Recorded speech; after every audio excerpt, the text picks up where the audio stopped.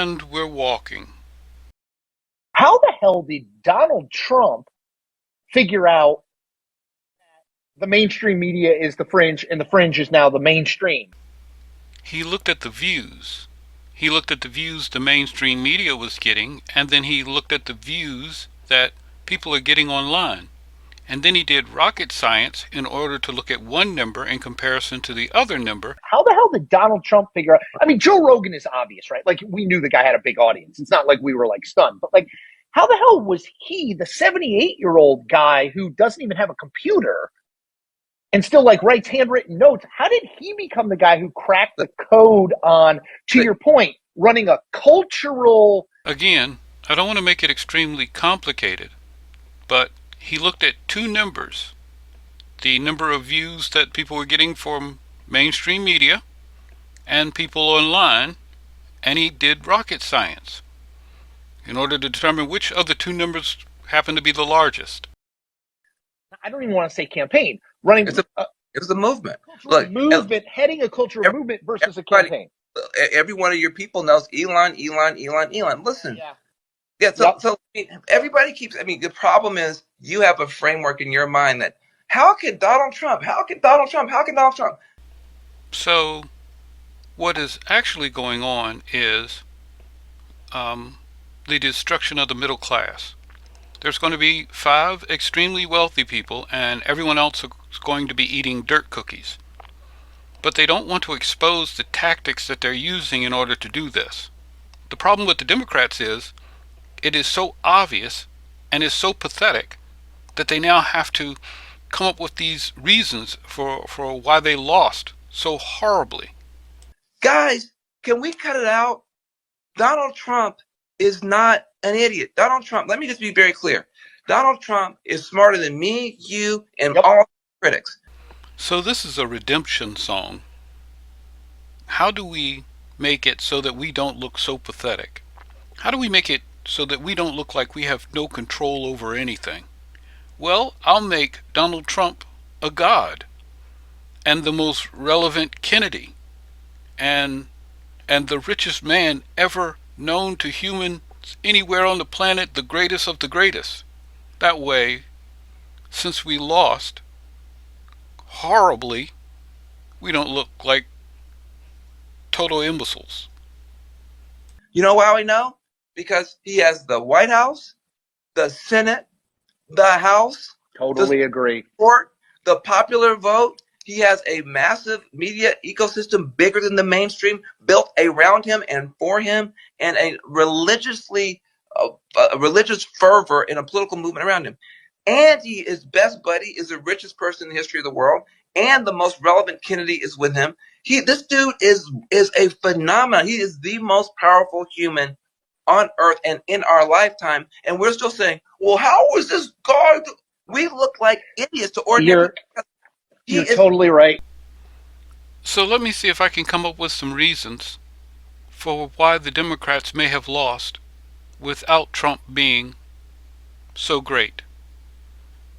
This was recorded, or at least this was uploaded, about 1.5 years ago. So May 31st, 2023.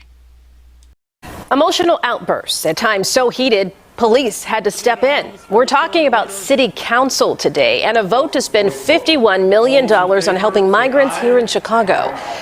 We cannot continue to falsely pit communities against one another. Deep emotional wounds coming to the surface.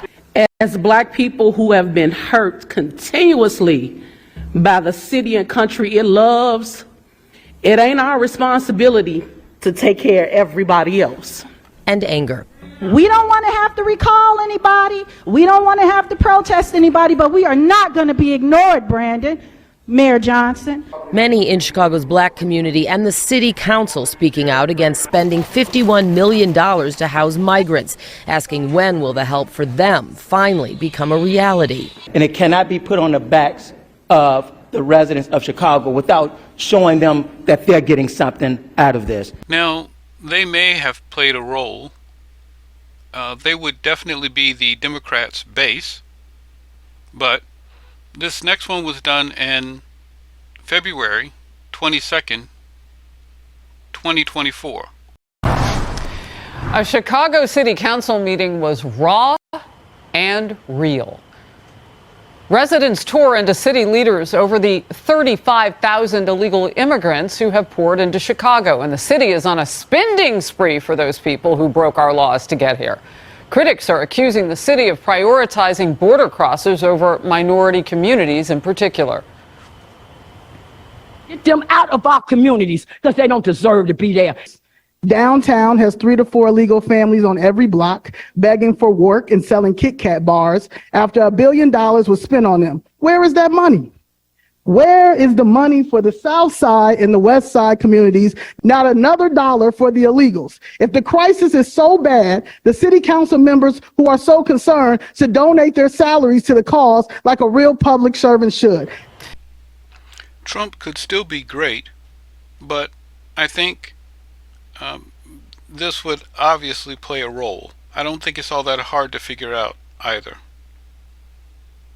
The images in the background, or the caravan in the background, is from around December 10th, 2024. So, I mean, this is still going on.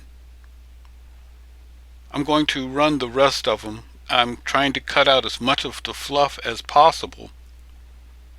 But, I mean, there's plenty of information for why the Democrats lost. Get rid of the illegals, and that'll take your money right back. You're a criminal. Why do I got to address you?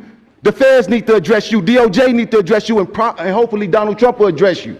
Because you're going to protect the undocumented, while you're going to allow for the citizens in Chicago to suffer. Y'all, come on. You leave that loser where he is. He's a loser. This was uploaded December 4th, 2024. Chicago residents' outrage over the city's sanctuary policies erupted at a city council meeting yesterday. They gave Mayor Brandon Johnson and Chicago Democrats an earful for prioritizing illegal immigrants over struggling Americans, and rooted for, listen to this, President-elect Trump. So, Brandon, you and all these Democratic mayors out here and governors, y'all talking about crashing out for these illegals, right? You all stood up there and said you will not allow Trump to come in here and get these illegals. Yeah, you can smile. We're in $1 billion deficit. And you spent half of our money, half of that on illegals. Trump, Tom Homan, make an example out this right here first. Please come here. This was recorded December 5th, 2024. We are the ones who pay your salaries. Salaries. Let me accentuate on that. But yet, you want to overlook us like we don't exist. The good news is we got 48 days before Trump take that oath. In January, ICE gonna come in and get rid of these illegal immigrants. You got Cash Patel and Pam Bundy that you're gonna have to deal with sooner than later. Then it's gonna be an audit. Then it's gonna be an indictment. Conviction. That's what's gonna happen to you. Our mayor is embarrassing us, y'all, around the world. And you all took the power back from him to say the city of Chicago is out of the business of funding illegals. We are out of the business of prioritizing non-American citizens on top of the American citizens who go out in this cold weather every day to make money to pay their taxes. And this last one is December 17th.